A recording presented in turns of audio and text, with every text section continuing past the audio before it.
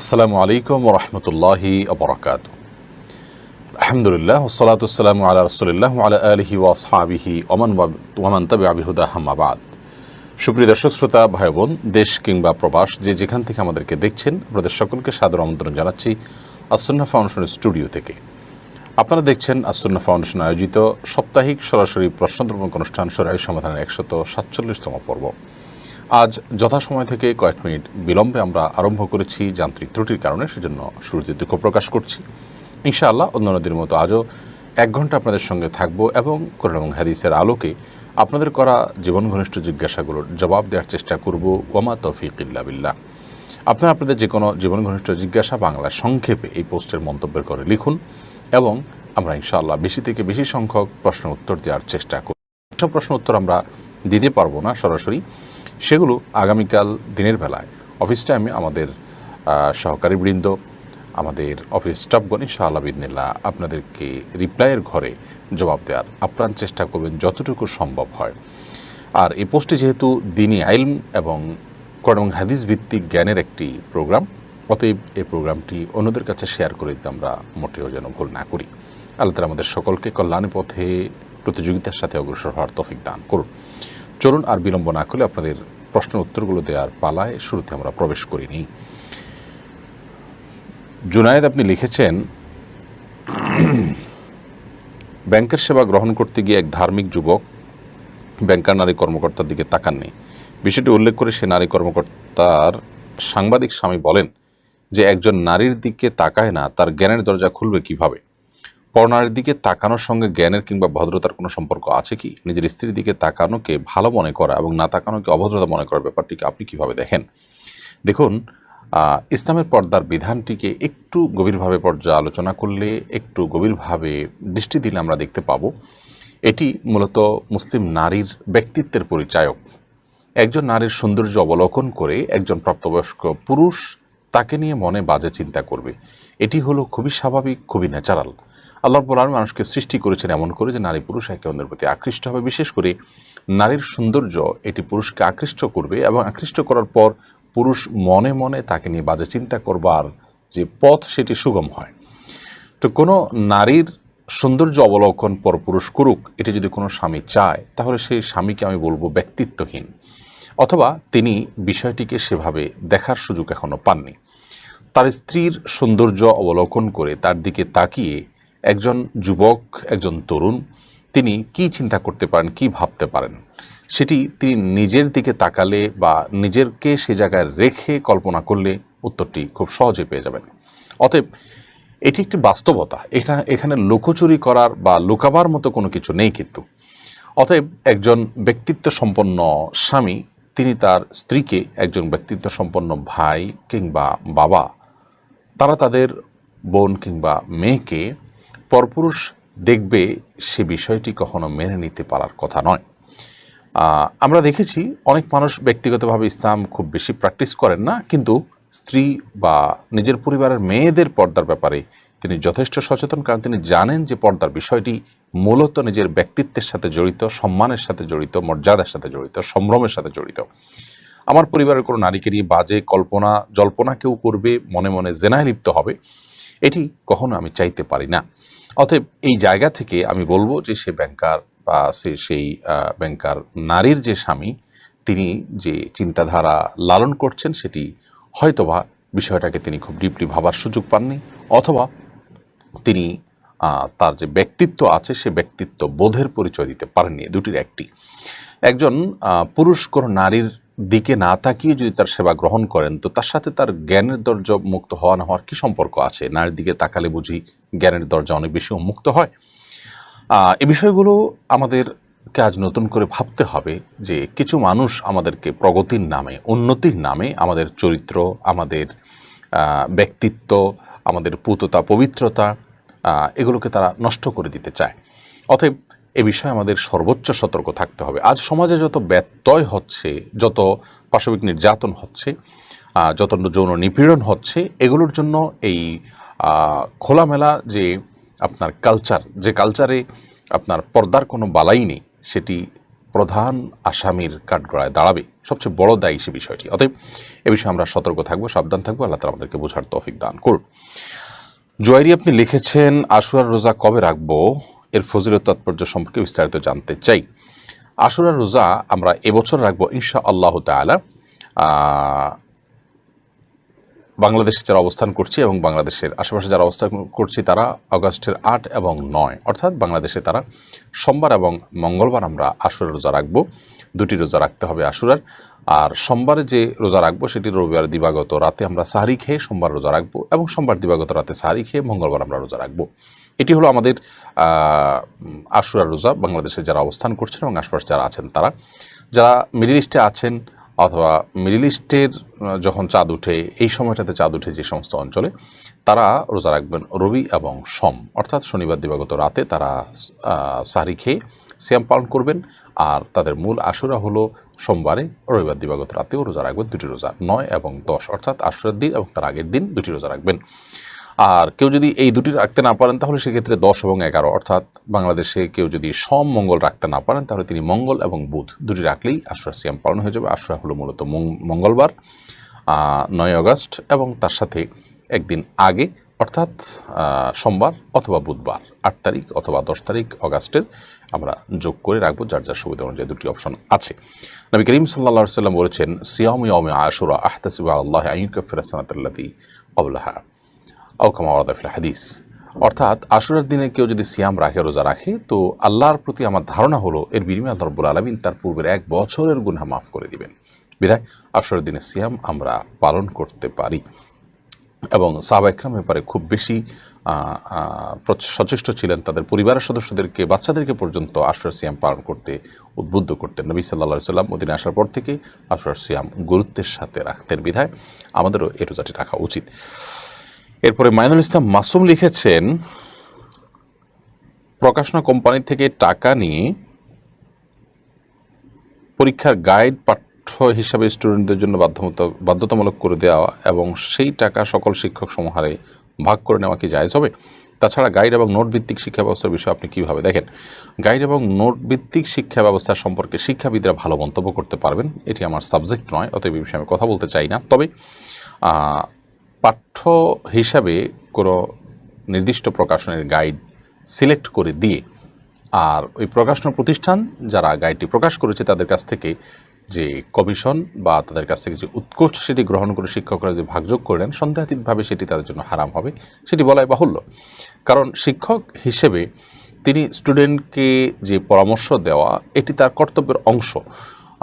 সেখানে তারা অন্য প্রতিষ্ঠান থেকে আপনার সুবিধা নিয়ে তাদের গাইড প্রতিষ্ঠানে পাঠ্যসূচি করে দিয়ে এটা কিনতে শিক্ষার্থীদেরকে বাধ্য করা, এটি খুব পরিষ্কারভাবেই উৎকোচ গ্রহণ করে এবং শিক্ষার্থীদেরকে অনেকটা জোরপূর্বক একটা গাইড চাপিয়ে দেওয়ার নামান্তর। হ্যাঁ, গাইড যদি খুব ভালো হয়, খুব মানসম্মত হয়, সেক্ষেত্রে সেটা শিক্ষার্থীদের প্রয়োজনে সেটা পাঠ্যসূচি আদৌ করবেন কি না, শিক্ষাবিদরা এ সম্পর্কে কী বলেন, এক্ষেত্রে শিক্ষার্থীর জন্য উপকার হয় না ক্ষতি হয়, সেটি ভিন্ন আলোচনা বিষয়। কিন্তু যদি উপকারী হয় সেক্ষেত্রে ওটা যদি সিলেক্ট করা হয় সেটি ভিন্ন বিষয়। কিন্তু সিলেক্ট করে এর বিনিময়ে প্রকাশনা প্রতিষ্ঠান থেকে টাকা নিয়ে সেটা ভাগযোগ করে খাওয়া, এটা হলো কেমন যেন শিক্ষার্থীদেরকে তাদের কাছে প্রকাশনা প্রতিষ্ঠানের বই তাদেরকে কিনতে বাধ্য করে সেই বইয়ের লভ্যাংশ ভোগ করা, এটা সন্দেহাতীতভাবে এক ধরনের ডাকাতি আপনি বলতে পারেন। ডাক্তাররা যেরকম ঔষধ বিক্রির মাধ্যমে ওষুধ কোম্পানি থেকে আপনার বিভিন্ন রকম সুবিধা গ্রহণ করে থাকেন, টেস্ট দিয়ে সেই টেস্ট যে প্রতিষ্ঠানে করানো হয় সেখান থেকে কমিশন ভোগ করে থাকেন, এটা ঠিক একই ক্যাটাগরির অপরাধ। আল্লাহ তাআলা আমাদেরকে বাঁচার তৌফিক দান করুন। সামান্য একটু লোভে আমরা আমাদের দুনিয়া আখিরাতকে যেন বরবাদ না করি। জিএম রাব্বি আপনি লিখেছেন, আমরা অনেক সময় বাবা মায়ের কাছ থেকে বিভিন্ন অজুহাতে টাকা নিই, এটি অন্য কাজে খরচ করা কি আমাদের জন্য জায়েজ হবে? বাবা মার কাছ থেকে টাকা নেওয়ার সময় দেখতে হবে যে আমরা কোনো অসততার আশ্রয় নিয়েছি কিনা, মিথ্যা কথা বলেছি কিনা। যদি নেই এরকম কোনো কথা বলে তাহলে সেক্ষেত্রে সেটি সন্দেহাতীতভাবে গুনাহ হবে, কারণ ইমানদার কখনো মিথ্যা এবং প্রতারণা করতে পারেন না। খরচের কথা বলে সেটা বৈধ যে কোনো খাতে খরচ করা যেতে পারে, কিন্তু এক খাতে খরচের কথা বলে নিয়ে অন্য খাতে খরচ করলাম, কারণ আমি যে খাতে খরচ করবো এটা শুনলে তিনি টাকা দিবেন না, এই জন্য মিথ্যা কথা বলে আমি টাকা নিলাম, এটি সন্দেহাতীতভাবে গুনাহের কথা। এবং এ ধরনের গুনাহ, মিথ্যা এবং প্রতারণা সেটা সাধারণ কোনো অপরাধ নয়, এটা কাবিরা গুনাহ। এর জন্য অনেক বেশি প্রায়শ্চিত্ত করতে হবে আখিরাতে। বিধায় একজন ইমানদার তিনি এরকম কোনো সুযোগ সুবিধা নেবেন না, আল্লাহর ভয় তিনি এগুলো থেকে বিরত থাকবেন এবং বেঁচে থাকবেন। রফিকুল ইসলাম লিখেছেন, আশুরার তাজিয়া মিছিলের শরীর বিধান কি? এই দিনে অনেকে খিচুড়ির আয়োজন করে, এটা কি শরীয়ত সম্মত? আশুরার দিনে তাজিয়া মিছিল এটি বিদআত। কারণ আশুরার যে দিন, এ দিনটি নবী করিম সাল্লাল্লাহু আলাইহি সাল্লাম সিয়াম পালনের মাধ্যমে আমাদেরকে উদযাপন করতে বলেছেন, পালন করতে বলেছেন। বিধায় এর বাইরে নিজেরা নতুন কোনো কিছু যদি আমরা সেখানে সংযুক্ত করি, যা করতে কোরআন অথবা হাদিস আমাদেরকে নির্দেশ করেনি, এবং ইসলামের নাম দিয়ে ইসলামের ইবাদত মনে করে, ইসলামের কাজ মনে করে সেটাকে আমরা যদি করি, তাহলে সেক্ষেত্রে সেটি বিদআতে পরিগণিত হবে। মুহররমের 10 তারিখে প্রিয় নবী সাল্লাল্লাহু আলাইহি সাল্লামের কলিজার টুকরা দৌহিত্র আমাদের প্রাণাধিক প্রিয় হুসাইন রাদিয়াল্লাহু তাআলা আনহু নির্মমভাবে শাহাদাত বরণ করেছেন জালিমদের হাতে, পাপিষ্ঠদের হাতে। আল্লাহ তাআলা পাপিষ্ঠদের উপযুক্ত প্রাপ্য তাদেরকে বুঝিয়ে দিন। তো এই ঘটনায় প্রত্যেক ইমানদারই মর্মাহত, বেদনাহত, প্রত্যেক ইমানদারের হৃদয়ে রক্তক্ষরণ হওয়ার কথা। যদি না হয় তাহলে সেক্ষেত্রে তার ইমান নিয়ে প্রশ্ন তোলা যেতে পারে। নবী পরিবারের প্রতি ভালোবাসা আমাদের ইমানের অংশ, ইমানের পাঠ। কোরআনে আল্লাহ রাব্বুল আলামিন নবীর প্রতি ভালোবাসার বিষয়টিকে আমাদের জন্য গুরুত্বপূর্ণ হিসেবে বিভিন্ন আয়াতে উল্লেখ করেছেন। রাসূল আকরাম সাল্লাল্লাহু আলাইহি ওয়াসাল্লামও ওসিয়ত করে গেছেন তার পরিবারের প্রতি আমাদের ভালোবাসা যেন থাকে। অতএব একজন ইমানদার হিসাবে নবী সাল্লাল্লাহু আলাইহি ওয়াসাল্লামের দৌহিত্রের আন্তরিক তার এই বেদনা বিধুর ঘটনায় তিনি ব্যথিত হবেন, কষ্ট পাবেন, সেটাই স্বাভাবিক। কিন্তু তাই বলে সেটিকে উদযাপনের জন্য নিজে একটা প্রসেস বের করে নেবেন, সেটি কিন্তু শরীয়তে জায়েজ নেই। শোক পালনের কথা যদি আপনি বলেন, নবী আলাইহিস সালাম বলেছেন যে 3 দিনের বেশি শোক পালন করা জায়েজ নয়। অতএব শোক পালন বলতে যা বোঝায় সেটা 3 দিন সর্বোচ্চ করা যেতে পারে, এরপরে শোক পালন করাই জায়েজ নয়, নবী আলাইহিস সালাম পরিষ্কারভাবে জানিয়েছেন। দ্বিতীয় কথা হলো যে শোক পালনের যে প্রক্রিয়া আমরা বানিয়ে নিয়েছি সেটি শরীয়ত আমাদেরকে আদৌ নির্দেশ দিয়েছে কিনা। যদি না দিয়ে থাকে তাহলে নবী পরিবারের প্রতি ভালোবাসা এটি ইবাদত, নেকামল। সে নেকামলটা নিজের মন গড়া পদ্ধতিতে করার নামই হলো বিদআত এবং কুসংস্কার। বিধায় এখান থেকে আমাদেরকে বেঁচে থাকতে হবে। এদিনে যারা খিচুড়ির আয়োজন করে থাকেন তাদেরকে আমরা বলতে চাই যে এই দিনটিতে নবী আলাইহিস সালাম তো আসলে সিয়াম পালন করেছেন। যেদিন নবী করিম সাল্লাল্লাহু আলাইহি সাল্লাম সিয়াম পালন করেছেন সেদিন নিজেরা বরং ভুরিভোজের আয়োজন করা, খিচুড়ির আয়োজন করা, এটি তো নবী আলাইহিস সালামের বিরুদ্ধাচরণ করার নামান্তর। অতএব এগুলোর উপর আমাদেরকে সাবধান থাকতে হবে। আলহামদুলিল্লাহ, বাংলাদেশের লক্ষ লক্ষ মানুষ আশুরার দিনে সিয়াম পালন করে থাকেন, তারা সুন্নাহ আদায় করে থাকেন। এর বিপরীতে এই তাজিয়া মিছিলের বিদআত কিংবা এই দিনের বেলা খিচুড়ি ইত্যাদি খাওয়ার মাধ্যমে সুন্নাহর তরকের যে ব্যাপারটি, সেটি সমাজের হাতে গোনা হয়তো কয়েকশো বা কয়েক হাজার মানুষ করে থাকে। বিধায় আলহামদুলিল্লাহ সমাজের বেশিরভাগ মানুষ সুন্নাহর অনুসরণ করছে। আমাদের মিডিয়া কর্মীদেরকে, মিডিয়ার ভাইদেরকে আমরা বলবো, তারা যেটা জাতির বহুলাংশ বা বেশিরভাগ মানুষ যেটি করছে সেটিকে তারা যেন প্রচার করেন। সামান্য গুটিকতক মানুষের করণীয় বিষয়টা যদি প্রচারযোগ্য হয় তাহলে সেক্ষেত্রে বিপুল পরিমাণ মানুষ যা করছেন সেটি আরও গুরুত্বের সাথে প্রচার করা উচিত নয় কি? আল্লাহ তাআলা আমাদেরকে বোঝার তৌফিক দান করুন। জুয়েল মাহমুদ আপনি লিখেছেন, যৌতুক নিয়ে বিয়ে করবে এমন কোনো বিয়ে পড়ালে ইমামের গুনাহ হবে কি? যে বিয়েতে যৌতুক দেয়া নেয়ার ব্যাপার আছে সেই বিয়ে পড়ালে ইমামের যে গুনাহ হবে ব্যাপারটি সেরকম নয়। কারণ এখানে ইমাম কোনো অপরাধের সাথে জড়িত নন এবং যৌতুকের সাথে বিয়ের আসলে কোনো সম্পর্ক নেই। যৌতুক একটা চুক্তি, হারাম একটা চুক্তি, অবৈধ একটা চুক্তি, যেটা ছেলে পক্ষ হয়তো মেয়ে পক্ষের কাছে আর্গুমেন্ট করে থাকেন, দাবি করে থাকেন। কিন্তু ইমাম সাহেব যে বিয়ে পড়াচ্ছেন এর মাধ্যমে প্রত্যক্ষভাবে সেই যৌতুক দিতে বাধ্য করা হচ্ছে বা সহযোগিতা করা হচ্ছে, ব্যাপারটা কিন্তু সেরকম নয়। পরোক্ষভাবে হয় অবশ্য, যে এ বিয়ে হচ্ছে সেজন্যই তো তার মাধ্যমেই তো যৌতুকটা পাচ্ছে, কিন্তু এটা প্রত্যক্ষ নয়, এটা পরোক্ষ, দূরবর্তীভাবে। কারণ বিয়েটা মেয়ে পক্ষ যে বাধ্য হয়ে যৌতুক দিতে হচ্ছে তাদের জন্য প্রয়োজনটা আরও বেশি, তাদের প্রত্যক্ষ সহযোগিতাটা বরং এখানে আরও বেশি।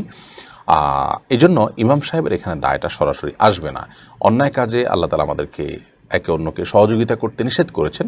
এই সহযোগিতা নিষেধ করার মানে এই নয় যে পরোক্ষ এবং দূরবর্তীভাবে সহযোগিতা হয়ে গেলেও সেটা নিষিদ্ধ।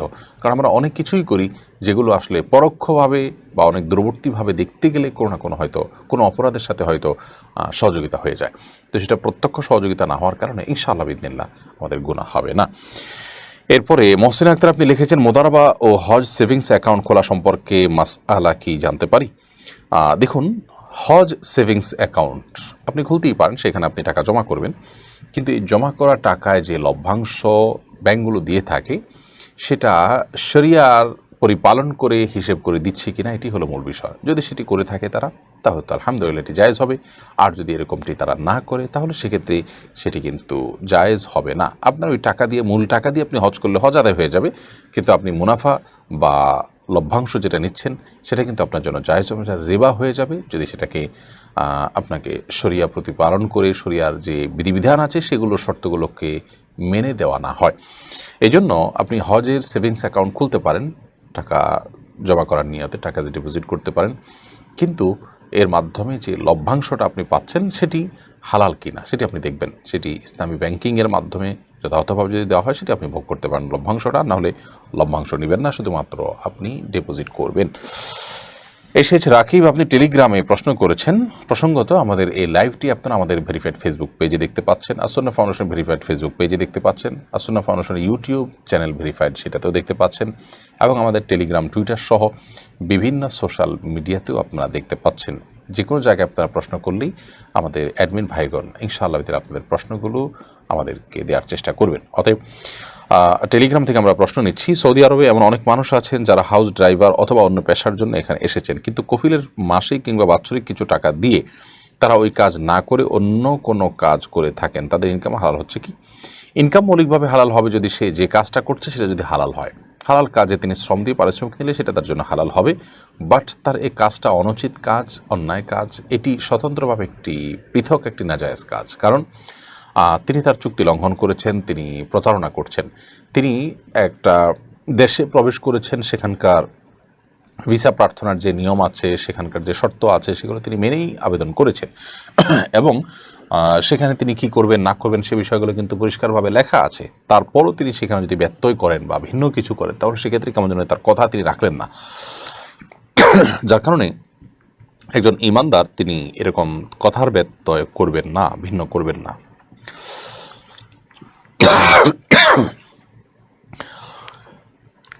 এরপরে ফুয়াদ আবদুল্লাহ, আপনি লিখেছেন, বাবা মায়ের অতিরিক্ত চাহিদা পূরণ করা কি সন্তানের জন্য আবশ্যক? অনেক সময় বাবা মা নিজের যথেষ্ট সক্ষমতা থাকা সত্ত্বেও এবং সন্তানের সামর্থ্য না থাকা সত্ত্বেও সন্তানের উপর অতিরিক্ত খরচ চাপিয়ে দেন। বাবা মায়ের কতটুকু দেখভাল করা সন্তানের জন্য আবশ্যক এবং এ দায়িত্ব কি শুধু বড় সন্তানের? এ ব্যাপারে জানতে চাই। ভাই ফুয়াদ আবদুল্লাহ, মোটেও এটি শুধু বড় সন্তানের নয়। আমাদের সমাজে দুঃখজনক বাস্তবতা হলো যে বেশিরভাগ পরিবারগুলোতে যারা উপার্জন করে, সেটা বড় হোক আর মেঝে হোক, সেই সন্তানের উপরেই পরিবারের পুরো দায়ভার থাকে, আর অন্যরা উপার্জন করলেও যেন তাদের কোনো দায় দায়িত্ব নেই, ব্যাপারটি এরকম খামখেয়ালিভাবে তারা দেখে থাকেন। এটি স্পষ্টত অন্যায়। বাবা মা হোক, ছোট ভাই বোন হোক, দুঃখিত, পরিবারের যৌথ পরিবারের যে ব্যয়ভার সেটি নির্বাহ করার ক্ষেত্রে সব সন্তানই কন্ট্রিবিউশন করবেন, বিশেষ করে যাদের উপার্জন আছে তারা। আর বাবা মা যে চাহিদা পেশ করবেন, সকল চাহিদা পূরণ করতে সন্তান মোটেও বাধ্য নয়, কারণ সন্তানের সেটি সামর্থ্যের বাইরেও হতে পারে। এবং বাবা মায়ের এই যে চাহিদাগুলো আছে, এই চাহিদাগুলো সাধারণত আমাদের সমাজে দেখা যায় কোনো কোনো ক্ষেত্রে লিমিট ক্রস করে ফেলে, অনেক বেশি তারা ডিমান্ড করে থাকেন এবং তাদের আবেদন নিবেদন থাকে অনেক বেশি। তারা চায় যে নিজেদের অন্যান্য সন্তান যারা আছে তাদেরকেও খুব ভালোভাবে এই সন্তান লালন পালন করুক যিনি উপার্জন করছেন, বড় কিংবা মেজো। এমনকি দিতে দিতে তাদের চাহিদার কোনো শেষ থাকে না। এই অযৌক্তিক বা অন্যায় যে আবদার বাবা মার, সেটি পূরণ করতে সন্তান মোটেও বাধ্য নন। তবে হ্যাঁ, এক্ষেত্রে তাদের সাথে বেয়াদবি করা যাবে না, ব্যবহার খারাপ করা যাবে না, তাদের বদদোয়া হতে পারে, তাদের মনে কষ্ট হতে পারে, এমন কোনো আচরণ করা যাবে না। নিজের অপারগতার কথা স্বীকার করতে হবে বা নিজে মিথ্যার আশ্রয় না নিয়ে কৌশলে এড়িয়ে যেতে হবে যদি বোঝা যায় যে তারা বাড়াবাড়ি করছেন। তবে হ্যাঁ, যদি সামর্থ্য থাকে কোনো সন্তানের এবং বাবা মার চাহিদাগুলো অন্যায় বলতে হারাম কোনো কাজের চাহিদা না করে, ছেলেকে দিতে বলে, মেয়েকে দিতে বলে, নাতি নাতনিদেরকে দিতে বলে, তাহলে এটা তো মৌলিকভাবে কোনো হারাম কাজ নয়। তো এক্ষেত্রে সামর্থ্য থাকলে সে চেষ্টা করে বাবা মাকে খুশি করতে পারলে সন্দেহাতীতভাবে সেটি ভালো, কিন্তু সেটি করতে সন্তান বাধ্য নন। তিনি বাবা মার ভরণ পোষণ দিবেন। ছোট ভাই বোন যদি নাবালেগ হয়, উপার্জন অক্ষম না হয়, বাবাও তার ভরণ পোষণ করার মতো সামর্থ্য না থাকে, তাহলে সেক্ষেত্রে তাদের ভরণ পোষণের ব্যবস্থা করবেন, শিক্ষা চিকিৎসার ব্যবস্থা করবেন। কিন্তু এর বাইরে বিয়ে শাদী হয়ে গেছে, বড় সন্তান প্রাপ্তবয়স্ক, তাদেরকে আজীবন টানার মতো আবদার বা একের পর এক তাদেরকে বিভিন্ন টাকা পয়সা দেওয়ার মতো যে আবদার বাবা মা করে থাকেন, সেটি মানতে সন্তান বাধ্য নন। আবুল খায়ের, আপনি লিখেছেন, আশুরার ফজিলত এবং এর সঙ্গে হাসান হোসেন রাদিয়াল্লাহু তাআলা শাহাদাতের সম্পর্ক কতটুকু? আশুরার ফজিলতের বিষয়টি হলো মুসা আলাইহিস সালামের বিজয়ের সাথে সংশ্লিষ্ট। আল্লাহ রাব্বুল আলামিন এই দিনে আল্লাহ নবী মুসা আলাইহিস সালামকে বিজয় দান করেছেন, সেজন্য শুকরিয়া স্বরূপ আমরা এই দিনে সিয়াম পালন করে থাকি। এটি হলো আশুরার ফজিলত এবং তাৎপর্যের মূল প্রতিপাদ্য বিষয়। এর বাইরে এর সঙ্গে হোসেন রাদিয়াল্লাহু তাআলা শাহাদাতের সম্পর্কটা হলো ঐতিহাসিক, অর্থাৎ অনেক বছর পরে মুসা আলাইহিস সালামের এই দিনে বিজয় এর ঘটনার বহুকাল পরে এসে নবী আলাইহিস সালামের ওয়াফাতেরও পরে হোসেন রাদিয়াল্লাহু তাআলা আনহুর নির্মমভাবে শাহাদাতের ঘটনাটি ঘটেছে এই 10ই মুহররম বা আশুরার দিনে। সেই জন্য এই আশুরার সাথে আপনার মুহররমের সম্পর্ক হলো জাস্ট ঐতিহাসিক, যে এই দিনে মুসা আলাইহিস সালামের বিজয়ের ঘটনা ঘটেছে, বনী ইসরাঈলের বিজয়ের ঘটনা ঘটেছে ফেরাউনের বিপরীতে। আবার এদিনেই হোসেন রাদিয়াল্লাহু তাআলা শাহাদাতের ঘটনা ঘটেছে, অর্থাৎ বিজয় এবং আনন্দের একটি দিনে একটি বেদনা বিধুর ঘটনাও ঘটেছে। জাস্ট এটা ঐতিহাসিক বাস্তবতা। ফজিলত এবং মর্যাদা যদি আপনি বলতে যান, তাহলে আশুরার সাথে সম্বন্ধ মূলত প্রথম ঘটনাটির, যেটি একজন নবীর সাথে জড়িত এবং প্রিয় নবী সাল্লাল্লাহু আলাইহি সাল্লাম সেই কারণে অর্থাৎ মুসা আলাইহিস সালামের বিজয়ের কারণেই আশুরার তাৎপর্য উল্লেখ করেছেন এবং তিনি বিশেষভাবে এটাকে প্রতিপালন করেছেন। ফারিয়া খানম আপনি লিখেছেন, আজকাল বড় মেয়েরাও কোরআন কারীম হিফজ করছে, মাসিক চলাকালীন অবস্থায় কোরআন তেলাওয়াত না করলে হিফজ ভুলে যাওয়ার আশঙ্কা রয়েছে, তাই মাসিক চলাকালীন অবস্থায় কোরআন স্পর্শ না করে কোরআন তেলাওয়াত করা যাবে কি? আমাদের মাদ্রাসায় বড় মেয়েরা মাসিক চলাকালীন অবস্থায় কোরআন হাতে স্পর্শ না করে কোরআন মুখস্থ করেন, এটা কতটুকু যুক্তিযুক্ত? দেখুন, এই বিষয়ে আমরা এর আগে বারবার বলেছি, জমহুর বা সংখ্যাগরিষ্ঠ উলামা ইকরামের মতে মাসিক অবস্থায় কোরআন কারীমের তেলাওয়াত নিষিদ্ধ, যেমন স্পর্শ করা নিষিদ্ধ। এবং এর মর্মে আব্দুল্লাহ ইবনে ওমর রাদিয়াল্লাহু তাআলা থেকে বর্ণিত তিরমিজির একটি হাদিস রয়েছে। এই হাদিসগুলোর সনদ দিয়ে অনেক উলামা ইকরাম আপত্তি তুলেছেন। সেই সমস্ত উলামা ইকরাম যেমন বিন বাজ সমকালীন উলামাদের মধ্যে থেকে, আর পূর্বকার উলামাদের মধ্যে থেকে ইবনে তাইমিয়া রাহিমাহুল্লাহ সহ অনেকেই তারা এটিকে জায়েজ বলেছেন, অর্থাৎ তারা বলেছেন যে মাসিক অবস্থায় কোরআন তেলাওয়াত করা যাবে। তো দুটি মত আছে, যদিও সংখ্যাগরিষ্ঠের মতটি হলো সতর্কতামূলক, অর্থাৎ আপনার মাসিক অবস্থায় কোরআন তেলাওয়াত না করা।